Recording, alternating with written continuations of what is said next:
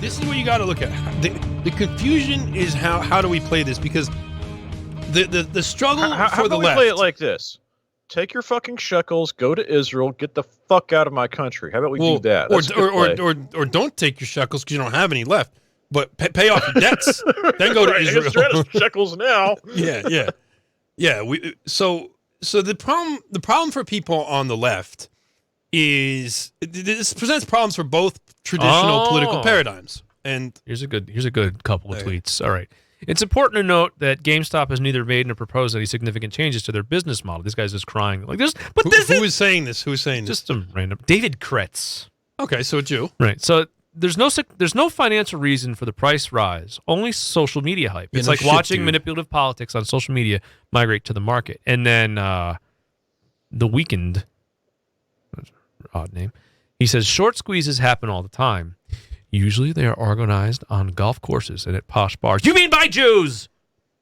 Usually they're organized by Jews. They want to always imply that it's white men, though. Yeah, they always want to imply it's white men. Jews will always scapegoat white men for their own crimes. But yeah. Common folks using internet to pool their funds suck. I guess that's supposed to mean such a crime. You know what's fucking amazing? It says suck a crime. This has been going on for thousands of years. Yes. They have been doing this kind of shit. They get in trouble. People get pissed. And it always ends badly for them. They keep doing it. And a thing I want to dig into sometime is they have this cope where they say that, we due to our oppression, we're only allowed to do financial stuff. We're not allowed to own land and things, so we get to get into banking. And I'm like, I'm pretty sure that's a Just So story. No, that's pretty sure totally that's fucking bullshit. Totally bullshit. They were not forbidden from owning land. This is a lie. They say, all of the rules in Europe, all the kings and the monarchs and the aristocrats had like laws restricting land ownership by Jews. That's not true. Some of the places, some countries in Europe did have laws that said, or rules enforced by the king or the duke or whatever, that said like you can't exploit people on your land. Probably and to Jews, that's the same thing as Jews did. It's the same, to Jews, that's the same thing as you can't own something. Because if you say like you can own land, Jews, but you can't exploit peasant laborers, like you can't basically enslave the peasants, and they're like, oh God, you're telling me I can't own land?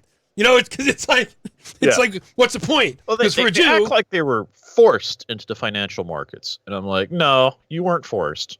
You were in the financial markets. That was where you started from, and that's where you still are. And your whole point has always been getting, and the whole mechanism of Judaism's tribal power is a network that other people can't get in on, that has a lot of money, that can then influence the powerful by leveraging that money.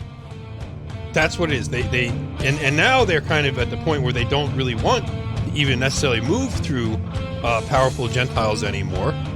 They just want to kind of rule openly, which is why they've basically taken over almost half of the executive government in America.